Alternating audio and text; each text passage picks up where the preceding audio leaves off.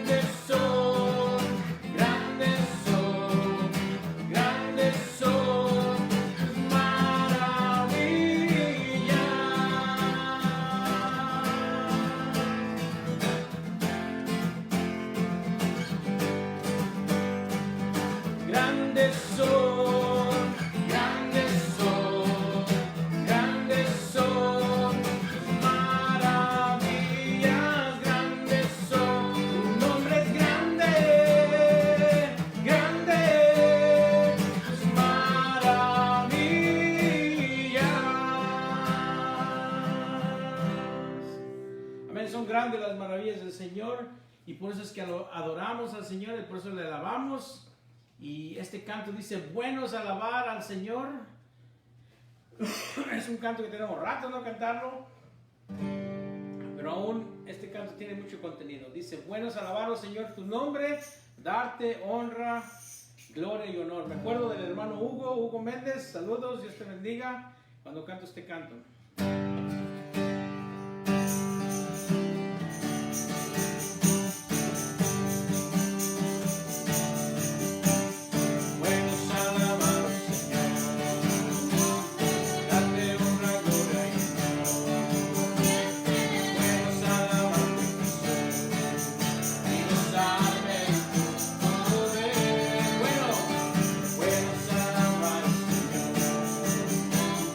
Date honra,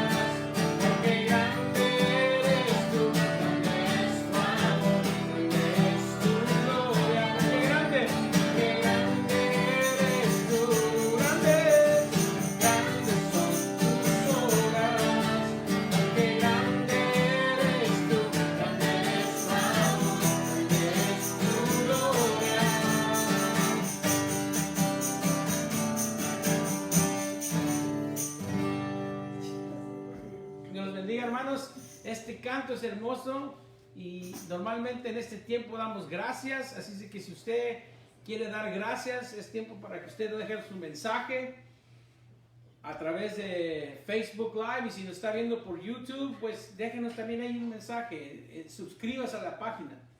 Y yo quiero dar gracias porque el Señor es bueno a través de estas circunstancias en las cuales nos encontramos.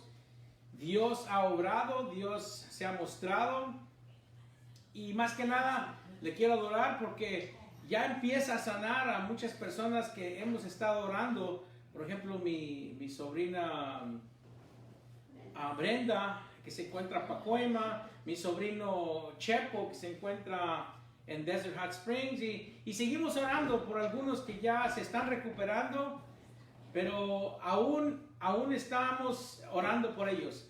Mandamos saludos a los que nos están oyendo en New Jersey, a la hermana Doris, a la hermana que está en Tijuana, a Rebeca, a la hermana Patricia. Saludamos a Rebeca Venegas, que nos escucha allá en Guadalajara. Saludamos a los que nos escuchan acá por Kalamazoo, Missouri. Saludamos a la iglesia, creo que se llama Betel. Saludamos a los hermanos Salas, a Renato, a Mía, a los Martínez, a los que se encuentran en Washington, a una gran comunidad que se encuentra en Washington. Y les queremos dar gracias al Señor por ustedes. Queremos adorar al Señor por todas las maravillas que Él está haciendo. Y por eso es que queremos oír que usted dé gracias al Señor, y así también alabar al Señor por eso. Así que seguimos cantando, seguimos adorando al Señor.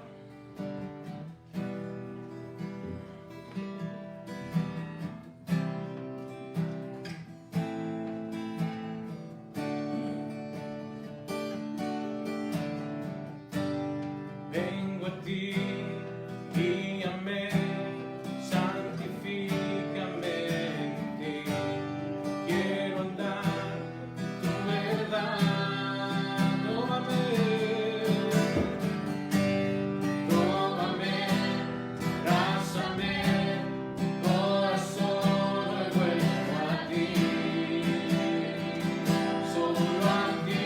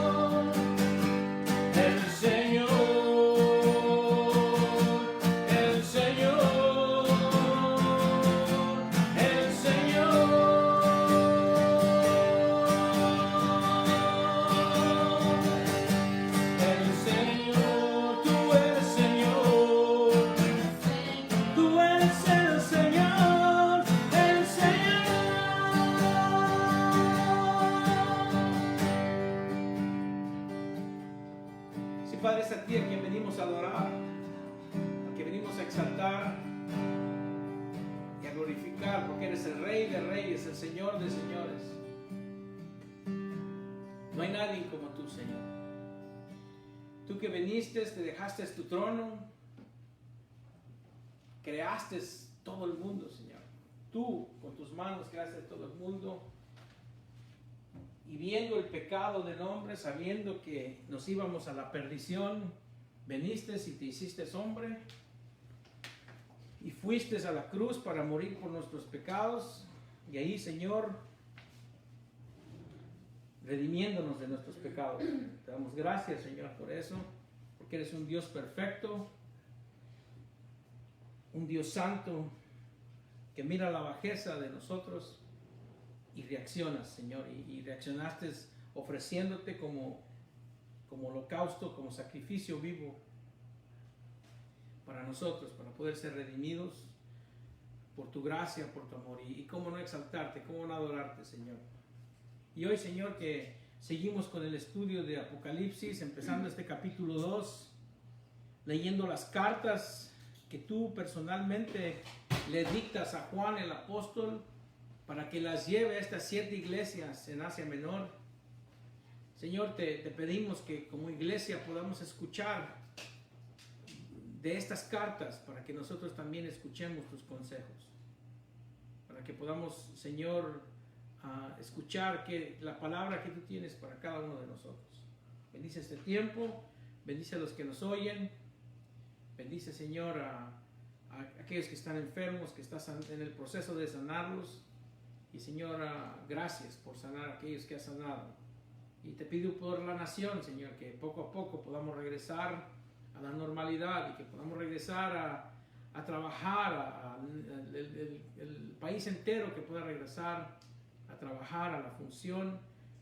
Te pido por los doctores, los médicos y todos aquellos que están cansadísimos, Señor, dales fuerzas y gracias una vez más por tu amor y misericordia. En el nombre de Cristo Jesús oramos. Amén. Bueno, esta noche empezamos una gran serie de 2 capítulos de Apocalipsis.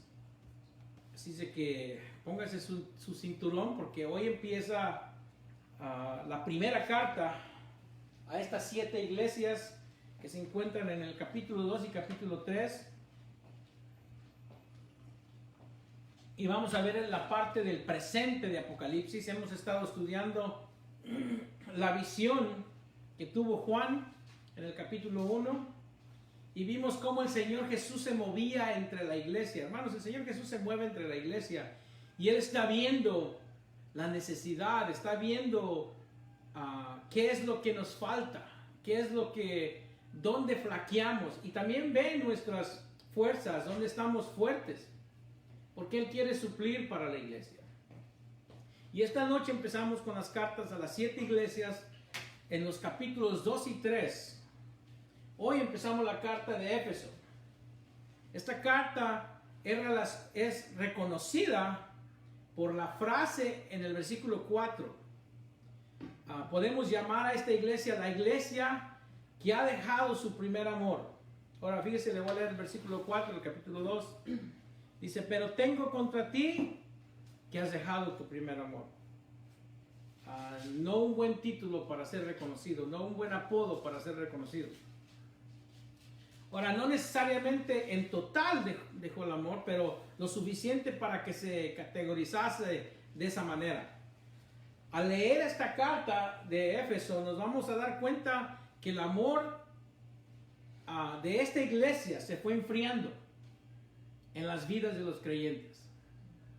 La realidad de amar al Señor es que es el fundamento de tener una relación con el que nos salvó.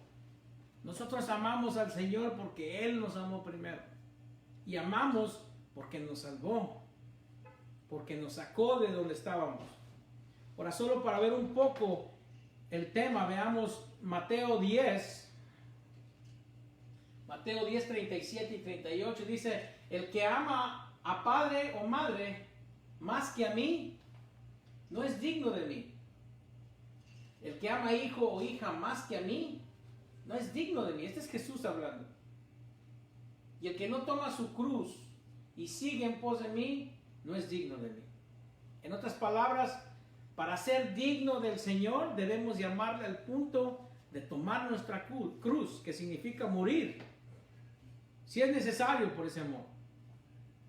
En el Evangelio de Juan, capítulo 8, versículo 42, Jesús entonces les dijo: si vuestro Padre fuese Dios, ciertamente me amarías, porque yo de Dios he salido y he venido, pues no he venido de mí mismo, sino que Él me envió.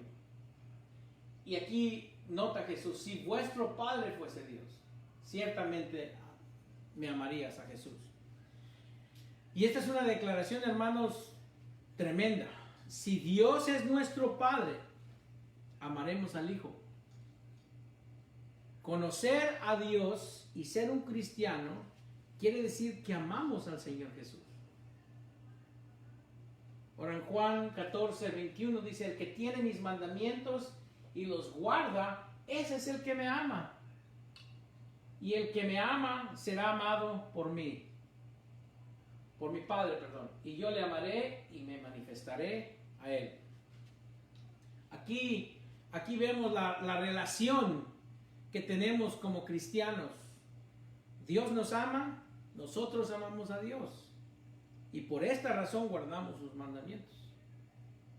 Y siempre recordando que Él nos amó primero. En Juan, más adelantito, 14, 23, dice: respondiendo Jesús y le dijo: el que me ama, mi palabra guardará, y mi Padre le amará, y vendremos a Él y haremos morada con Él. Cuando Dios hizo morada en nosotros, nos ama. Es una demostración de que Él nos ama. Y guardamos su palabra porque le amamos. En Juan 21, 15 al 17, dice: cuando hubieron comido, Jesús dijo a Simón Pedro: Simón, hijo de Jonás, ¿me amas más que estos? Le respondió: sí, Señor, tú sabes que te amo. Él le dijo: apacienta mis corderos. El amor es la sustancia de la identidad espiritual manifestada. Los que somos de Cristo amamos a nuestro Señor Jesucristo. Un par de versículos más en 1 Corintios. No había terminado Juan 21, 15, 16, pero vamos a 1 Corintios 16, 22. Dice: el que no amare al Señor Jesucristo sea anatema. El Señor viene. Los que amamos a Cristo somos los que somos salvos y somos bendecidos, somos benditos. Los que no aman a Cristo son los maldecidos, los que no son salvos. Ahora Pedro lo pone de una manera similar en 1 Pedro 1, 8, 9. Dice: a quien amáis sin haberle visto, en quien creyendo, aunque ahora no lo veáis, os alegráis con gozo inefable y glorioso, obteniendo el fin de vuestra fe, que es la salvación de vuestras almas. Esto aquí nos relacionamos nosotros más, porque amamos al Señor Jesús sin haberle visto. Este amor por Cristo Jesús está presente en todos los cristianos, hermanos. Debe de estar presente. Pero está sujeto a variación, a fluctuar, a cambiar, a ser inconsistente. Hablando de la intensidad, no debería de ser así, pero esa es la realidad. Todos los cristianos aman al Señor Jesús, pero no todos los cristianos aman al Señor con todo su corazón, con toda su alma, con todas sus fuerzas, con toda su mente, como deberíamos. Hay variación en la relación de amor que tenemos con el Señor. Y no hay mejor ilustración, hermanos, para mostrar este amor inconsistente que esta carta a los de Éfeso. Leamos Apocalipsis 2, 1, 7. Recuerden que esta es una carta a una iglesia real, ¿okay? Escribe al ángel de la iglesia en Éfeso. Aquí el Señor Jesús, que ya identificamos en el capítulo 1, es el que le dicta a Juan, es el autor, el que tiene las 7 estrellas en su diestra, el que anda en medio de los 7 candeleros de oro, dice esto: Yo conozco tus obras y tu arduo trabajo y paciencia, y que no puedes soportar a los malos.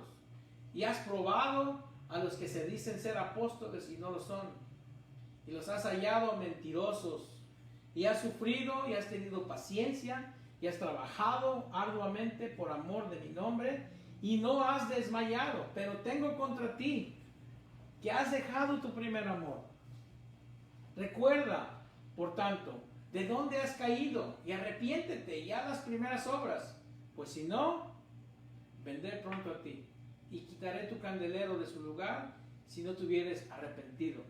Pero tienes esto, que aborreces las obras de los nicolaitas, los cuales yo también aborrezco. El que tiene oído, oiga lo que el Espíritu dice a las iglesias. Al que venciere, le daré a comer del árbol de la vida, el cual está en medio del paraíso de Dios. Una vez más, recuerden que esta es una carta a una iglesia real, en una ciudad real, llamada Éfeso. Eso se encuentra en Asia Menor, lo que hoy es Turquía.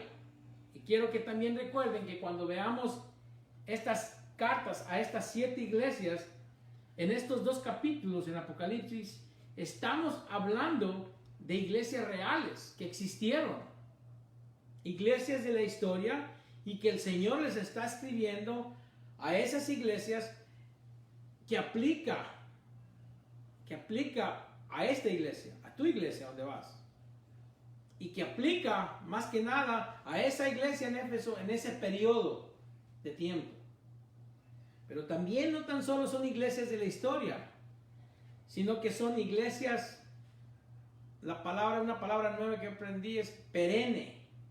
No sé si me entiendan, ¿no? Quizás también usted por primera vez escuche la palabra, pero son la palabra perenne, son iglesias que constantemente recurren, ese tipo de iglesias son recurrentes, que vuelven a brotar, es lo que quiere decir la palabra.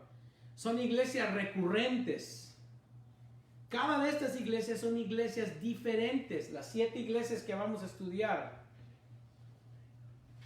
con diferentes características. Cada una es única de estas 7 iglesias. Ahora, independientemente, cada iglesia representan iglesias diferentes que existen recurrentemente en la era de la iglesia.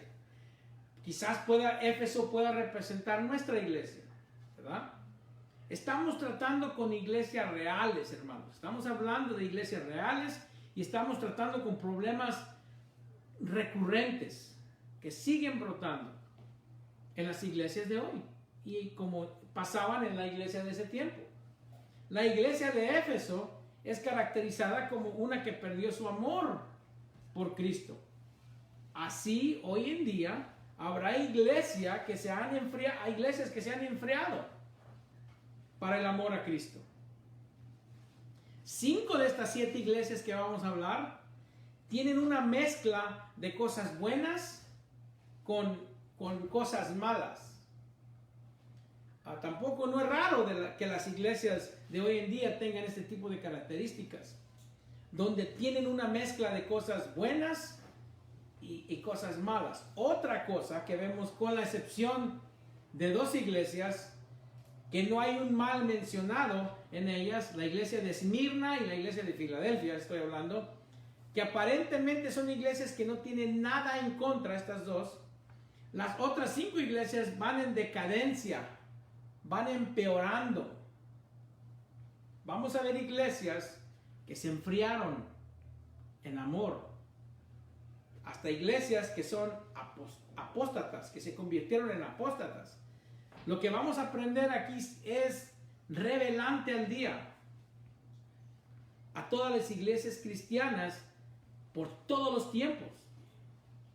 No hay iglesia que se escape de no tener este tipo de virtudes o problemas en su iglesia. Vamos a ver estas cartas una a la vez, porque el Señor las pone aquí para que veamos cómo se relacionan a nosotros, a tu iglesia. pueden hablarle a iglesias de hoy en día que tienen estas características y pueden también prevenirnos o hacernos ver los potenciales en que una iglesia puede caer, y nos ayuda a ver las características a nosotros en nuestra propia iglesia, en tu propia vida espiritual. La primera iglesia es Éfeso, es la que vamos a estar estudiando hoy. Una de 7 iglesias en la provincia de Asia Menor, conocida hoy como Turquía. Éfeso era una de las iglesias más destacadas, ya que las otras 6 son iglesias hijas de Éfeso. En otras palabras, Éfeso mandó misioneros a estas ciudades y ahí, por medio de Éfeso, se establecieron esas otras 6. Esas otras 6 iglesias fueron fundadas por Éfeso, por la iglesia de Éfeso. Esta iglesia fue fundada por el ministerio del apóstol Pablo, que tomó más de 3 años, mínimo 3 años. Y ahora, 40 años después, está Juan escribiendo y el Señor Jesús le está dictando. Y 40 años antes que esta carta se escribiera, Pablo le escribió a los de Éfeso, que es la carta que tenemos en Efesios, ¿verdad? Que hemos leído. 40 años después de que Pablo escribe la carta de Efesios, el Espíritu Santo le da a Juan esta carta que revela las palabras de Cristo a Éfeso. Así que debemos emocionarnos, hermanos, porque estas son cartas que Cristo Jesús es el autor. Podemos decir que la iglesia de Éfeso recibe 2 cartas, la carta de Pablo y la de Jesús por medio de Juan. Entonces es una iglesia bien reconocida, destacada. Al mirar estas cartas, todas estas 7 cartas, vamos a ver características típicas en las iglesias. El bosquejo es muy similar en las 7 iglesias. El mismo bosquejo lo vamos a seguir para estas 7 iglesias. Veamos el primer punto de este bosquejo. ¿Quién es el autor? ¿Verdad? La persona quien escribe la carta. No es nombrado, pero sabemos que es Juan, ¿verdad? El que escribe. Pero el autor, ¿quién es? Jesús, ¿verdad? Jesús le está hablando a Juan. La carta es escrita al ángel de la iglesia en Éfeso. El ángel, una vez más, es una referencia al líder de la iglesia. Ya habíamos hablado de la superficie de este tema. No tenemos ninguna indicación, hermanos, para asumir que se está refiriendo a un ángel actual, como el ángel Gabriel, ¿verdad? No tenemos ninguna referencia a ese tipo de conclusión. Pero no deja de ser una posibilidad, ¿okay? No podemos negar que existe la posibilidad, porque la mayoría de las veces que se menciona la palabra ángel en el libro de Apocalipsis, sí se está refiriendo a un ángel. Pero también recordemos que la palabra ángelos en griego, se refiere a un mensajero, que es lo que más cabe en este contexto. Hay algunas personas que dicen que estas cartas fueron escritas a un cierto ángel que está relacionado directamente con estas iglesias. Incluso hay sectas que así lo creen. El problema que existe con esta manera de ver el texto es que no hay ninguna enseñanza que los ángeles se relacionan de esta manera con las iglesias. Y nunca vemos en la palabra que la palabra se les dio a ángeles. Siempre se le ha dado a hombres. Y la palabra ángel puede significar ser líder. Y porque no llegamos al punto del futuro todavía, hasta el 3er capítulo de Apocalipsis, el 4 más bien, hay más motivos para asumir que la palabra ángelos o ángelas aquí simplemente se refiere a un mensajero, que sería un representante de la iglesia, en este caso de Éfeso. Uno de sus líderes, muy probable el pastor, ¿verdad? Que vino a estar con Juan quizás en la isla y llevaría de regreso esta carta. Pero el autor de la carta en realidad no es Juan. El autor lo vemos en el versículo 1, ¿verdad? El versículo 1 de Apocalipsis 2 dice: escribe al ángel de la iglesia en Éfeso. Y aquí está el autor, aquí se identifica el autor, el que tiene las 7 estrellas en su diestra, el que anda en medio de las 7 candeleros de oro, dice esto. Ahora sabemos, por el estudio que tuvimos del capítulo 1, que el que dicta a Juan es nuestro Señor Jesús, ¿verdad? Él es el que tiene las 7 estrellas en su mano derecha, en su diestra, y Él es el que anda en medio de los 7 candeleros de oro. Eso es lo que aprendimos en el capítulo 1, versículo 20. Aquí nos dice el misterio de las 7 estrellas que has visto en mi diestra y de los 7 candeleros de oro. Las 7 estrellas son los ángeles de las 7 iglesias y los 7 candeleros que has visto son las 7 iglesias. Y ya vimos que en la visión el que las toma es Cristo Jesús. Es el Señor que controla el liderazgo. Es el Señor que controla la iglesia. Es el Señor que cuida. Es el Señor que ministra. Y es el Señor que se mueve entre las iglesias, que está diciendo esto según el versículo 1.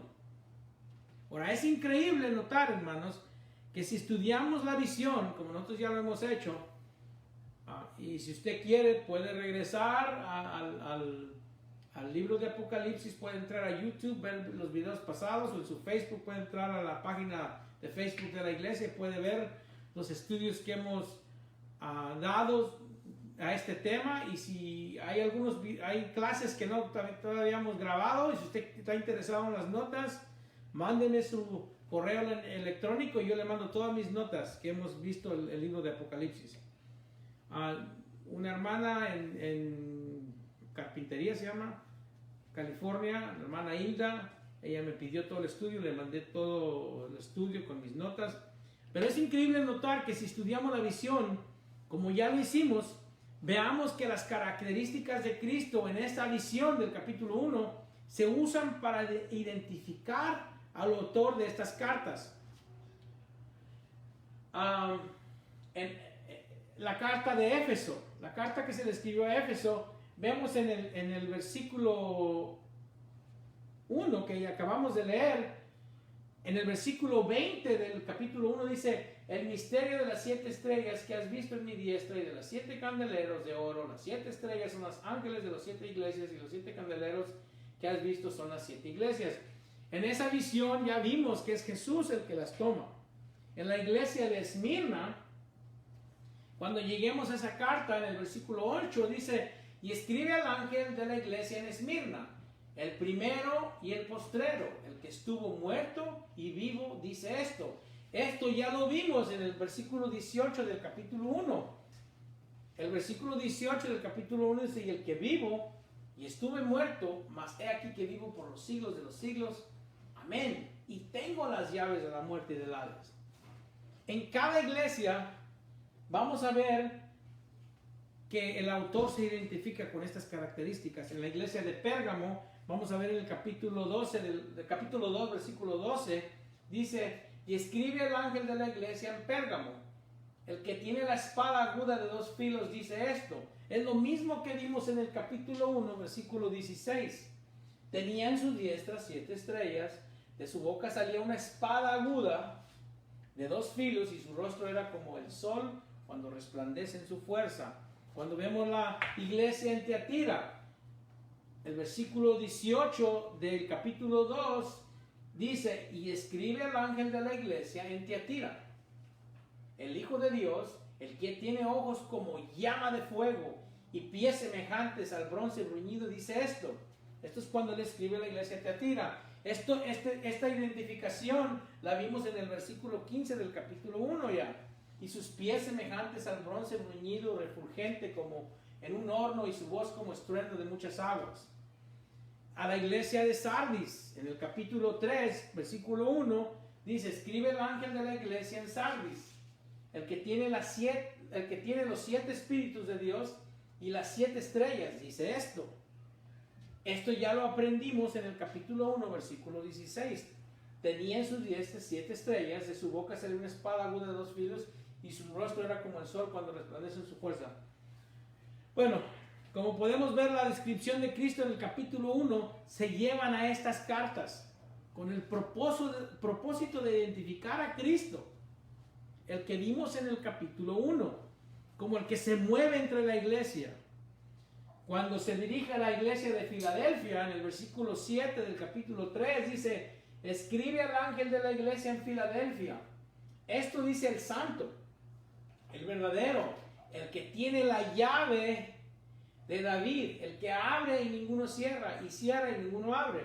Aprendimos en el versículo 18 del capítulo 1 que así se identificó Cristo: el que vivo y estuve muerto, mas he aquí que vivo por los siglos de los siglos, amén, y tengo las llaves de la muerte y del Hades. Aquí notamos que Cristo tiene más que una llave, hermanos. No solo la muerte y del Hades, sino que todas las llaves. Cristo tiene todas las llaves porque se le ha dado toda potestad. Por eso cuando leemos Mateo 28, 18 al 20, Jesús se acercó y les habló diciendo: toda potestad me es dada en los cielos y en la tierra, por tanto id y haced discípulos.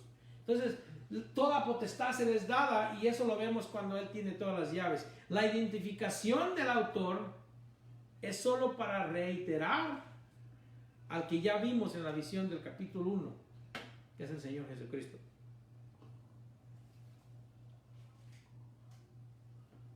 Perdón, hermanos. Estas cartas son directamente de Cristo, hermanos, para las iglesias, para tu iglesia, para nuestra iglesia. Ahora, la iglesia es un cuerpo. Todos somos la iglesia, todos formamos el cuerpo de Cristo. Aunque hay muchas gentes que se reúnen en diferentes lugares, en diferentes ciudades, y por eso es que digo diferentes iglesias. La iglesia es un solo cuerpo. Y es directamente a nosotros quien Jesucristo está escribiendo estas cartas. Él anda entre la iglesia para observar, examinar, inspeccionar. Está asesorando, evaluando. Luego le dice a Juan que escriba a cada diferente iglesia basado en su examinación. La examinación, como él ve con esos láseres de ojos que tiene, lo vimos en el capítulo 1. Y ahora el Dios de la iglesia, Cristo Jesús, está por dictarle a Juan. Él es el correspondiente. Él es el autor de las cartas. Primero vemos quién escribe y luego vemos a quién le escribe. Así dice que en nuestro bosquejo, punto número 1, el autor, que es Cristo. Punto número 2, ¿a quién le escribe? Le escribe a la iglesia. Una vez más, el versículo 1, escribe al ángel de la iglesia en Éfeso. Entonces le está escribiendo al líder de la iglesia en Éfeso. Ahora, no quiero pasar mucho tiempo en detalles de la iglesia de Éfeso, pero usted puede verlo en el libro de Hechos, en el capítulo 18 y 19, incluso en la reunión que tienen ahí por la playa en el capítulo 20. Éfeso era una iglesia fuerte, espiritualmente hablando, fundada, enseñada por el apóstol Pablo y otros gran líderes que siguieron después de Pablo en la ciudad de Éfeso. Muy probable que antes de Pablo, una pareja conocida como Aquila y Priscila, quien Pablo dejó ahí, fueron los que terminaron el fundamento en la iglesia. En Hechos 18:21 se puede ver eso. La iglesia de Éfeso tuvo muchas influencias, hermanos, desde Juan el Bautista, a través del hermano Apolos, porque no sabía del Mesías. Apolos todavía no sabía del Mesías. Luego Priscila y Aquila les enseñaron mejor el evangelio, dice Hechos. Luego llega Pablo para bautizarles. Es ahí donde pasa Pablo 3 años. Ahora vaya conmigo a Hechos. Y ahora le toca a usted leer capítulo 18, 19 y 20 de Hechos para que conozca bien la historia de cómo se fundó la iglesia de Éfeso. Pero aquí en Hechos 20, 17 dice, enviando pues desde Mileto a Éfeso, hizo llamar a los ancianos de la iglesia. Pablo hace llamar a los ancianos de la iglesia. Y estando ahí tiene una conversación que usted tiene que leer, pero en el versículo 31 dice, por tanto velad acordándoos que por 3 años, dice Pablo, de noche y de día no he cesado de amonestar con lágrimas a cada uno. Éfeso tuvo un principio bien fundamental, hermanos, con personas bien importantes. Aparte de los ya mencionados, otros líderes en la iglesia fueron Timoteo, Tíquico, pero el apóstol Juan, el que ahora está escribiendo esta carta de Éfeso, el líder anciano, sirvió ahí antes de ser arrestado por Domiciano. ¿Cuántos años? No sabemos, pero de perdida unos 30. Después fue exiliado a la isla de Patmos, donde desde ahí es donde escribe. Hermanos, una vez más, esta iglesia tuvo influencias poderosas por grandes hombres. Desde Juan el Bautista, y no Juan el Bautista directamente, pero a través de el hermano Apolos, un hermano del Antiguo Testamento, que enseñaba en la doctrina de Juan, que se arrepintieran de sus pecados. Luego está Priscila y Aquila. Luego está Pablo, Timoteo y el apóstol Juan. Y luego Tíquico, ¿verdad? Buenos siervos tuvo esta iglesia para ser influenciada por el crecimiento al conocimiento de la palabra de Dios. En Hechos 19, en donde en realidad Dios comienza a formar bien esta iglesia de Éfeso, le toca leer bien Hechos 19, hermanos, tiene que ser su tarea, pero vamos a leer unos versículos. Dice, y entrando Pablo en la sinagoga, habló con denuedo por espacio de 3 meses,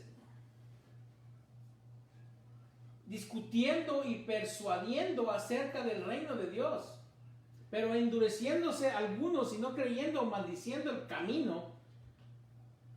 Así era conocida la iglesia del camino. Delante de la multitud se apartó Pablo de ellos y separó a los discípulos, discutiendo cada día en la escuela de uno llamado Tirano. Dice que Tirano también tuvo influencia en el nacimiento de esta iglesia. Así continuó por espacio de 2 años, de manera que todos los que habitaban, fíjense lo que dice aquí, de manera que todos los que habitaban en Asia, judíos y griegos, oyeron la palabra del Señor Jesús. Qué privilegio, hermanos, qué gran servicio de Pablo, de poder predicar la palabra y que alcance toda esa provincia de Asia. Versículo 11, y hacía Dios milagros extraordinarios por mano de Pablo, de tal manera que aún se llevaban a los enfermos los paños o delantales de su cuerpo, y las enfermedades se iban de ellos, y los espíritus malos salían. Pero algunos de los judíos exorcistas, fíjense qué tipo de personas se encontraban en Éfeso, ambulantes, intentaron invocar el nombre del Señor Jesús sobre los que tenían espíritus malos, porque estaba funcionando, ¿verdad? En el nombre de Jesús, y estos cuates querían hacer negocio, como vemos el negocio en la televisión, ¿verdad? La agua bendita que te va a sanar del coronavirus. Intentaron invocar el nombre del Señor Jesús sobre los que tenían espíritus malos, diciendo, os conjuro por Jesús, el que predica Pablo. Así estaban predicando ellos. Había 7 hijos de un tal Esceva, judío, jefe de los sacerdotes, que hacían esto. Era un judío. Versículo 15. Pero respondiendo el espíritu malo dijo, a Jesús conozco, yo conozco a Jesús y sé quién es Pablo. Pero, ¿y ustedes quiénes son? Y aquí pienso que estos espíritus inmundos pueden ver la marca del Espíritu Santo. Ellos pueden ver el Espíritu Santo, creo yo. Es mi opinión, ¿verdad? Y el hombre en quien estaba el espíritu malo saltando sobre ellos y dominándolos pudo más que ellos, de tal manera que huyeron de aquella casa desnudos y heridos. Y esto fue notorio a todos los que habitaban en Éfeso, así judíos como griegos, y tuvieron temor. Todos ellos. Era magnificado el nombre del Señor Jesús. Y muchos de los que habían creído venían confesando y dando cuenta de sus hechos. Asimismo, muchos de los que habían practicado la magia. Fíjense qué tipo de cosas estaba pasando en esta ciudad. Trajeron los libros y los quemaron delante de todos. Y echa la cuenta. Siempre hay un contador en las iglesias, ¿verdad? Y haciendo la cuenta de su precio, hallaron que eran 50,000 piezas de plata. Y ahí están sacando los contadores. Hubiéramos comprado una casa, 2 carros, hubiéramos invertido y la iglesia se hubiese hecho rica. Así que crecía y prevalecía poderosamente la palabra del Señor. Versículo 21. Pasadas estas cosas, Pablo se propuso en espíritu ir a Jerusalén, después de recorrer Macedonia y Acaya, diciendo: después que haya estado ahí, me será necesario ver también a Roma. Y enviando a Macedonia a 2 de los que le ayudaban, Timoteo y Erasto, él se quedó por algún tiempo en Asia. Hubo por aquel tiempo un disturbio no pequeño acerca del camino, porque un platero llamado Demetrio, que hacía de plata templecillos de Diana, vamos a hablar un poquito más de Diana después, daba no poca ganancia a los artífices, a los cuales, reunidos con los obreros del mismo oficio, dijo: varones, ¿sabéis que de este oficio obtenemos nuestra riqueza? Pero veis y oís que este Pablo, no solamente en Éfeso, sino en casi toda Asia, ha apartado a muchas gentes con persuasión, diciendo que no son dioses los que se hacen con las manos. Y no solamente hay peligro de que nuestro negocio venga a descreditarse, sino también que el templo de la gran diosa Diana sea estimado en nada y comience a ser destruida la majestad de aquella a quien venera toda Asia y el mundo entero. Ya para terminar, dice: cuando oyeron estas cosas se llenaron de ira y gritaron diciendo: grande es Diana de los Efesios. Y la ciudad se llenó de confusión, una gran confusión en toda la ciudad, y aún se lanzaron al teatro, arrebatando a Gayo y Aristarco, macedonios, compañeros de Pablo. Hermanos, esta iglesia tiene un gran comienzo en un disturbio grande, en una ciudad enorme, con una diosa tremenda, que el Señor Jesús afecta a esta región, al punto de que las ventas de sus ídolos son afectadas. Así que ese es un texto que debe de usted estudiar. Tiene que leerse capítulo 18, también el 19, ya casi leímos todo el 19, es el capítulo 20 también. Esta iglesia, hermanos, nació en tiempos espectaculares. El evangelio se predicaba de una manera poderosa, había milagros, la palabra se regó. Otras iglesias fueron fundadas por este movimiento, ¿verdad? Gente dejaba sus ídolos, dejaba cultos paganos, dejaba la magia, dejaban prácticas malas, al punto de que quemaban sus libros de precios carísimos, poniendo a los que hacían los ídolos fuera de negocio, que crea un gran disturbio en toda la ciudad. Porque si les tocas donde está el dinero, les tocas lo más débil. Esta iglesia fue creada durante un gran avivamiento en esta provincia de Asia Menor. Pero para este tiempo que escribe Juan, Pablo ya no está. Ya se había ido. Muy probable que ya lo habían asesinado. No, ya lo habían asesinado. Han pasado como 40 años que Pablo les había escrito. Pero ya viene una nueva carta para Éfeso, escrita por Juan, dictada por Cristo. Jesús es el autor que escribe la carta a la iglesia que se encuentra en la ciudad de Éfeso.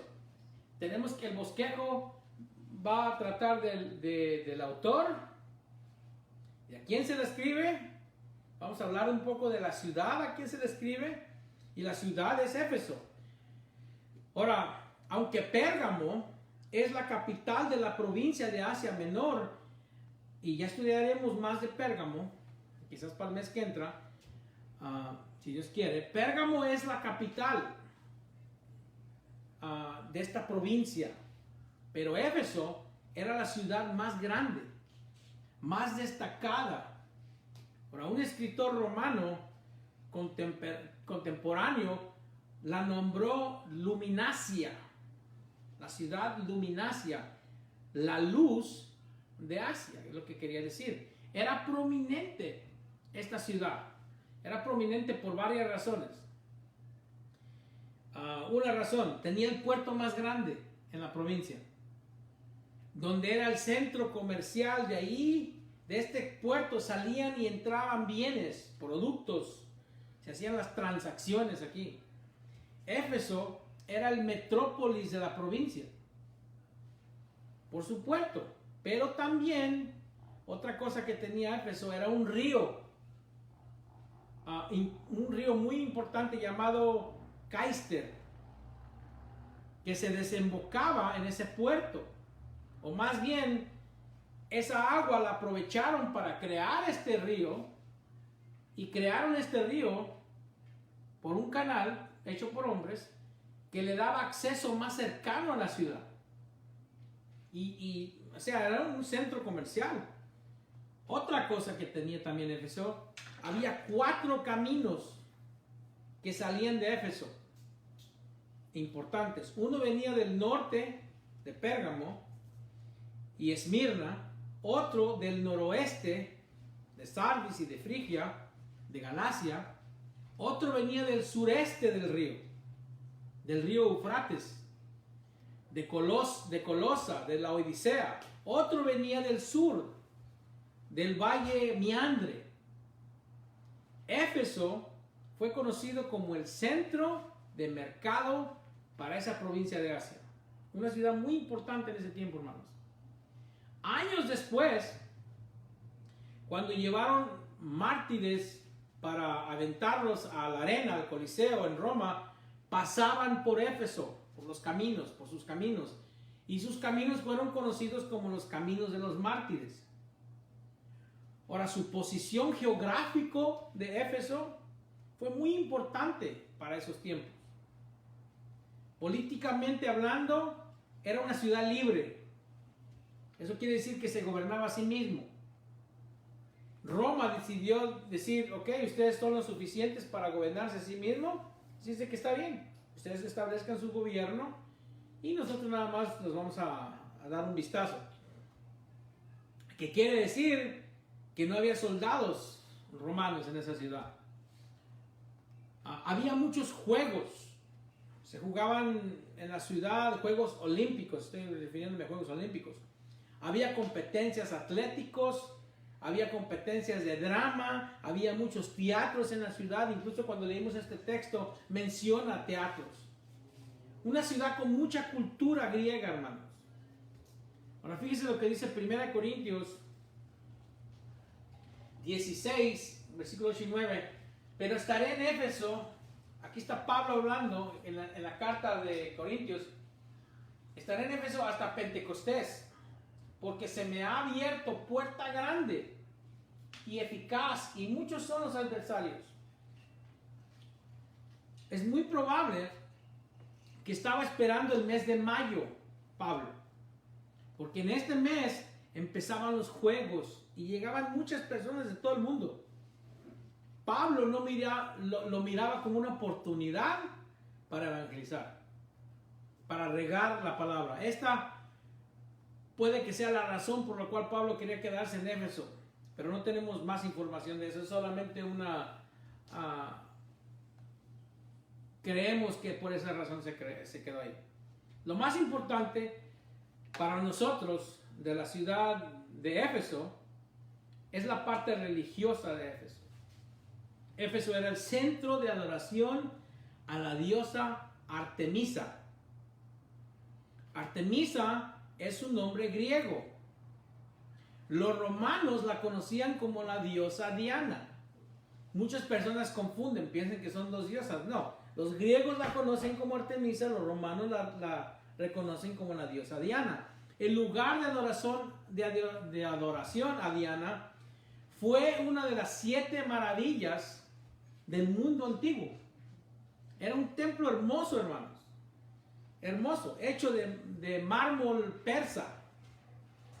Y le voy a dar unos números aquí para que se imagine. De 425 pies de largo. Son 130 metros de largo. 260 pies de ancho. Esos son 80 metros de ancho. Tenía columnas de 60 pies de altura. Son 18 metros en altura. Tenía 137 columnas chapeadas de oro. El piso tenía joyas, hermanos. El piso tenía joyas que habían sido ofrecidas por reyes, por gente importante, que se pusieron entre el mármol. El altar, estuve leyendo que era hermosísimo, creado por el famoso griego Praxiteles. Búsquelo en Wikipedia, búsquelo en Google. Praxiteles, Praxiteles.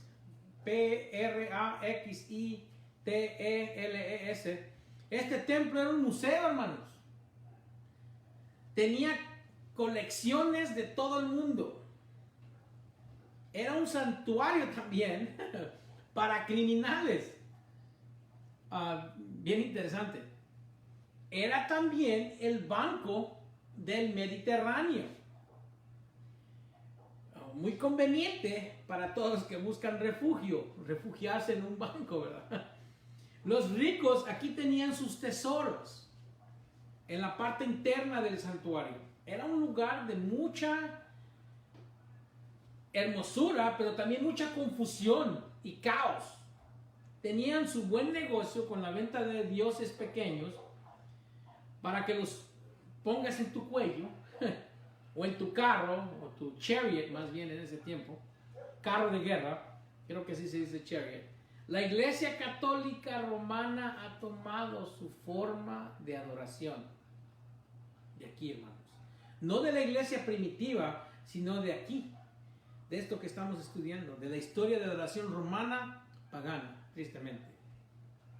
Es de aquí donde sacan sus días santos, sus peregrinaciones, sus templos grandes y hermosos, vendiendo también sus imágenes para negocio.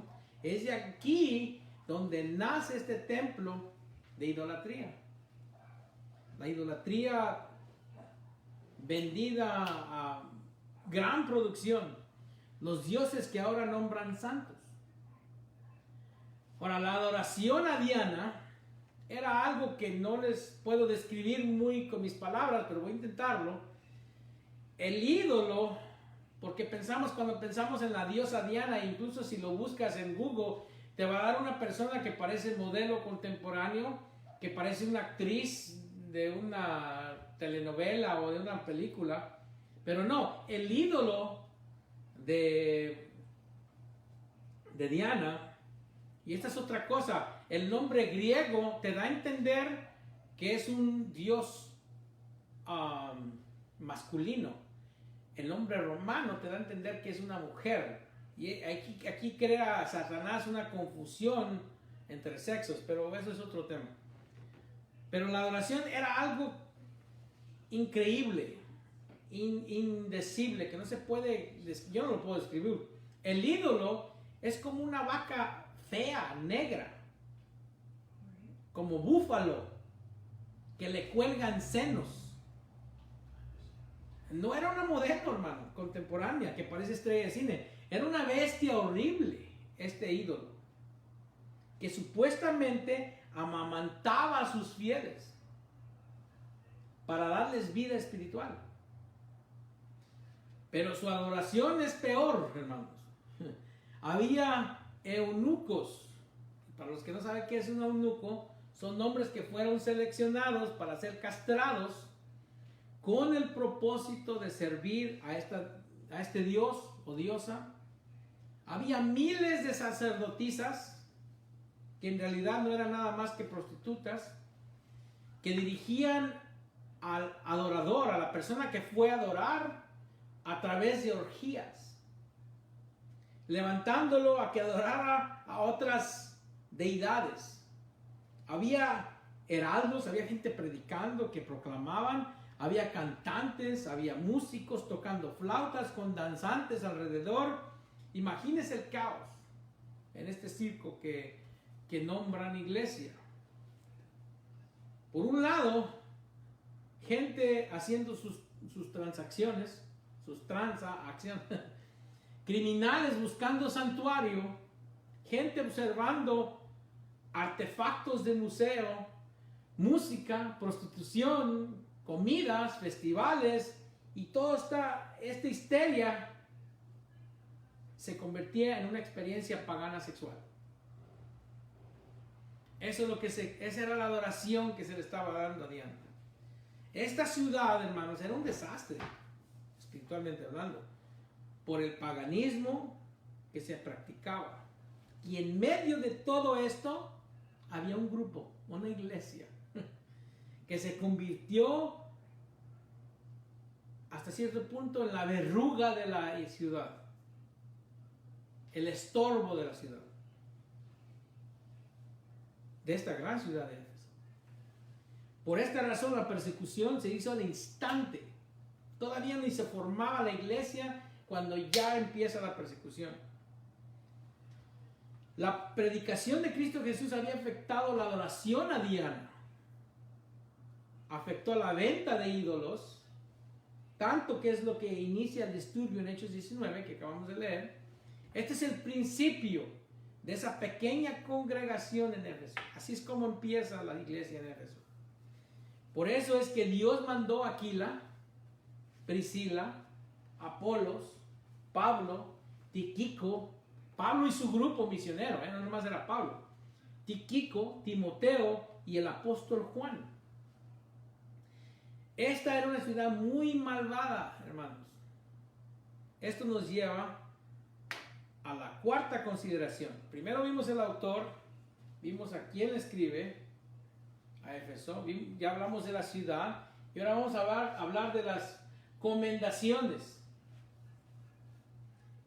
que nos lleva ahora sí a la carta. Esto es el patrón de estas cartas, que Cristo da su comendación o reconocimientos, luego da su condenación o juicio, sus recomendaciones. En el versículo 2, creo, vamos a leerlo. Ya, se me murió mi PowerPoint. En el versículo 2 dice: yo conozco tus obras y tu arduo trabajo y paciencia, y que no puedes soportar a los malos, y has probado a los que se dicen ser apóstoles y no lo son, y los has hallado mentirosos, y has sufrido y has tenido paciencia y has trabajado arduamente por amor de mi nombre, y no has desmayado. Ahora, esas son parte de los reconocimientos. Brínquese al versículo 6. Pero tienes esto, que aborreces las obras de los nicolaitas, las cuales yo también aborrezco. Vemos las comendaciones o reconocimientos. Les dice: conozco tus obras, que incluye lo siguiente. Y ahora, esto lo vamos a dejar para la semana que entra. Aquí nos vamos a detener. Así que vamos a hablar de los reconocimientos, y le voy a dar el bosquejo para que usted, cuando lea, porque supuestamente usted tiene que estar leyendo esta carta, léase del versículo 1 al 7 unas 20 veces al día, al punto de que se lo memorice. Pero quiero que recuerde este bosquejo. Vamos a ver el trabajo que hicieron los de Éfeso.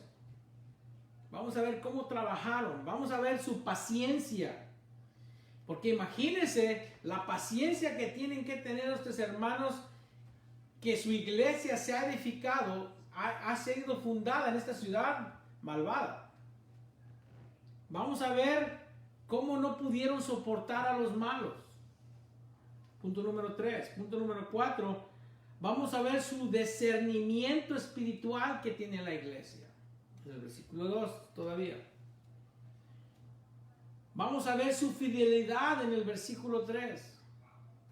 Cómo se mantuvo fiel a través de todos estos ataques de falsas enseñanzas. Vamos a ver en el versículo 6 cómo aborrecen las obras de los nicolaitas.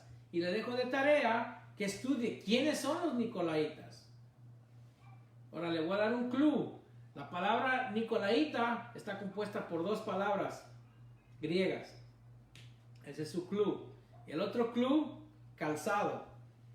Esas son pistas para que usted investigue qué significa nicolaita. Después de esto, veremos el autor. Ya vimos el autor, vimos la iglesia, vimos la ciudad. Vamos a ver las comendaciones o los reconocimientos de Jesús, pero después vamos a ver las recomendaciones. Y por eso es que usé la palabra comendación en vez de reconocimiento, porque vamos a ver las recomendaciones. Así es que le toca estudiar el libro, el capítulo 2, versículo 1 al 7 de Apocalipsis. Acuérdense, tiene que leer todo Apocalipsis de perdida una vez al día, pero léase del versículo 7 unas 10, 20 veces. Léalo para que se lo memorice. Aquí nos vamos a quedar, pero antes de terminar vamos a cantar un canto. Vamos a cantar este canto que dice: grandes son tus maravillas, recordándonos de las maravillas del Señor, incluso que hizo en esa ciudad malvada, en Éfeso, ¿verdad? Así es que nos toca adorar al Señor por sus grandes maravillas.